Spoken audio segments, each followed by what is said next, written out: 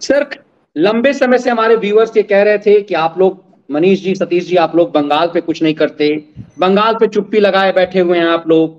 कई बार कमेंट्स ऐसे आते थे और हम लोग अक्सर कहते थे कि बंगाल की जनता ने जिसे चुना है, प्रचंड बहुमत से चुना है, केंद्र की सरकार वहां राष्ट्रपति शासन नहीं लागू कर सकती। कई याचिकाएं सुप्रीम कोर्ट में थी, सुप्रीम कोर्ट उसे कुंडली मार करके बैठ जाता था। आज कोलकाता हाईकोर्ट ने बंगाल सरकार को जबरदस्त फटकार लगाई है, राम लीला के, रामनवमी के अवसर पर जिहादी उन्माद को, जिसे ममता बनर्जी ने कहा था कि ये जो मुसलमान हैं वो रमजान के समय में उत्पात नहीं करते। इतिहास साक्षी है कि रमजान के समय ही सब कुछ हुआ, डायरेक्ट एक्शन भी उसी समय में हुआ। कश्मीर में जितना उत्पात होता था, जितने हिंदुओं की हत्या हुई इसी रमजान के समय हुआ, जितने आतंकी गतिविधि होते थे वो इसी रमजान के समय में अक्सर होते थे। उसके बाद भी ममता बनर्जी का ये कहना और उस दौरान इफ्तार पार्टी में शामिल होना, जिस तरह से बंगाल में तस्वीरें सामने आई है, और इस तमाम चीजों को ये बड़ी बेशर्मी से, बेहायेपन से ममता का ये कह देना कि बिहारी यहां आकर के बीजेपी के इशारे पर बिहारी ये उन्माद करते हैं। कई बार दुख होता है कि नीतीश कुमार को शर्म भी नहीं आती। आज भी ममता ने कहा है कि बिहारी, जो अभी पुलिस वालों की पिटाई की है कुछ लोगों ने, उसके लिए भी कह दिया कि बिहारी करते हैं, और बीजेपी के इशारे पर। अपने जिहादियों को बचाने के लिए ममता बनर्जी के कुकृत्य पर जोरदार तमाचा मारा है कोलकाता हाईकोर्ट ने। जी मनीष जी, सबसे पहले बात तो वही कि अपने कुकर्म को छुपाने के लिए उसने सीधे सीधे आज बिहारियों को ही दंगाई घोषित कर दिया। उसने किसी दल को, किसी संगठन को, किसी का नाम नहीं लिया। उसने कहा ये बिहारी आते हैं और बिहारी इस तरह करते हैं, हिंसा फैलाते हैं।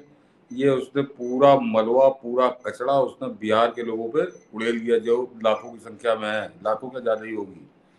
तो सबसे पहले प्रतिकार जो है बिहार सरकार की तरफ से मुख्यमंत्री या उप मुख्यमंत्री को होना चाहिए था, लेकिन ये लोग बिल्कुल मुर्दों की तरह मौन रहे। इन्होंने एक शब्द नहीं बोला उसके खिलाफ, क्योंकि अभी 2 ही दिन पहले चरण वंदना करके आया है नीतीश कुमार, साथ में उप मुख्यमंत्री भी साथ में था।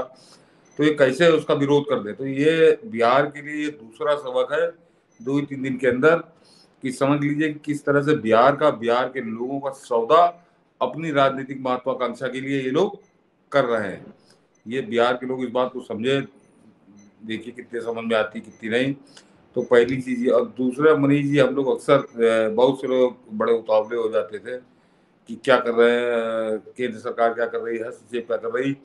तो बड़ी संवैधानिक व्यवस्था बड़ी उलझी हुई है।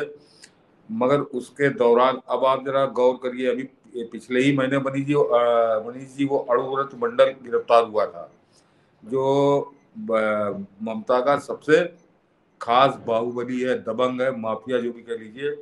हिंसा का पूरा सरगना है वो, पूरे बिहार में हिंसा के लिए वो क्या था, वो उसका चरित्र ही हुआ है, उसकी पूरी हिस्ट्री ये बताती। वो गिरफ्तार हुआ था। और मनीष जी आज ही शायद उसकी लड़की भी गिरफ्तार हुई, आज या कल। उसकी अच्छा, लड़की को भी गिरफ्तार कर लिया ये गया है। बताना जरूरी है सर कि वो देश का सबसे बड़ा पशु तस्कर माना जाता है, और वो पार्टी के फंड में सबसे ज्यादा पैसा जमाने करने वाला अपराधी है। हाँ हाँ, जी, वो ममता का फाइनेंसर और बॉडी गार्ड जो भी कर लीजिए, उसका फ्रंट मैन था, शूटर था। वो इसी काम के लिए इस्तेमाल करती थी, और ममता हिली हुई है तब से। और आज मनीष जी रामनवमी की जांच एनआईए को दे दी गई। ये बहुत साधारण खबर नहीं है, दर्शक ये समझ लें, क्योंकि एनआईए की जांच के बाद वहां से कितने तार कहाँ कहाँ निकलेंगे, और ये हो सकता है बिहार तक ये पहुंचे हैं। क्योंकि ये दंगा जो करते हैं, ये जो हिंसा करते हैं, खासकर हिंदू धर्म पे, हिंदू व्रतों और त्योहारों पर, तो वो एक बड़ी सुनियोजित और बड़ी संगठित होती है और देशव्यापी होती है। तो निश्चित रूप से कोई ना कोई बैठ के ऊपर के लेवल पे बैठ के इनकी चक्री घुमाता है। इन कठपुतलियों के, दंगाई कठपुतलियों के, जिहादी कठपुतलियों के तार कहीं ऊपर बैठे हुए आदमी के पास हैं। और वो एनआईए केवल वो रामनवमी की हिंसा तक ही सीमित नहीं रहेगी। जब जिस समय पकड़ में आएंगे तो बहुत राज खुलेंगे, और वो ये हो सकता है मनीष जी, ये राज जो है ये बंगाल चुनाव तक पहुंच जाएं। और बिहार तो पहुंचेंगे ही पहुंचेंगे, बिल्कुल मैं निश्चिंत हूँ। इसका जिस दिन परिणाम आएगा आप लोग देख लीजिएगा सामने। और हाई कोर्ट ने बड़े सख्त उसमें कहा है कि 2 हफ्ते के अंदर ये पुलिस, बंगाल की पुलिस सारे दस्तावेज जो भी उसकी जांच अब तक हुई है वो इनको सौंप दे। तो सबसे पहले तो कल ही मनीष जी ये खुलेगी कि ममता बनर्जी जो कह रही थी कि रमजान में मुसलमान कभी गलत काम नहीं करता, ये दंगा पहले उसने कहा कि हिंदुओं ने किया है, और आज तो उसने कहा कि ये बिहारियों ने किया है। आज तो उसने वो भी बिहारी से मतलब उसका हिंदुओं से ही था, और उस दंगे में एक भी मुसलमान गिरफ्तार नहीं किया गया था, सब हिंदुओं के ऊपर ही अत्याचार हुए थे। तो अब एनआईए की कार्रवाई के बाद दूध का दूध पानी का पानी हो जाएगा, और ममता शकल दिखाने लायक नहीं रह जाएगी कि ये क्या बता रही थी और क्या निकला। तो बंगाल की बर्बरता, बंगाल का राक्षसी शासन, ये सब बेनकाब होगा अब एनआईए के पास जाने से। तो ये बहुत अच्छी खबर है, बड़ी खबर है। और ये समझिए जैसे केजरीवाल के अंत की शुरुआत हुई है, ये ममता बनर्जी के अंत की शुरुआत है। ये अंत की शुरुआत है। ये जहां से शुरू ये घुसेगी ना, ये तो बहुत कुछ मतलब जो इसके लिए एक अलग से पूरा कार्यक्रम हो जाएगा कि बहुत कुछ ममता के पाप का घड़ा रामनवमी पे ही फूटेगा।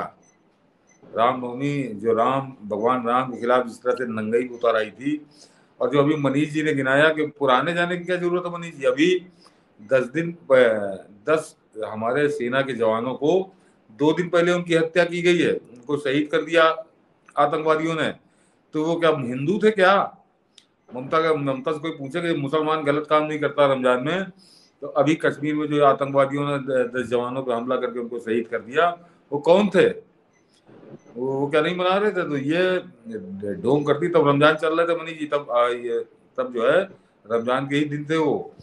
तो ये पाखंडी, ये सेकुलर, ये अपने राजपाट को बचाने के लिए सत्ता के लोभ में ये देश का सौदा करते हैं, ये समाज का सौदा करते हैं, ये लोगों का सौदा करते हैं।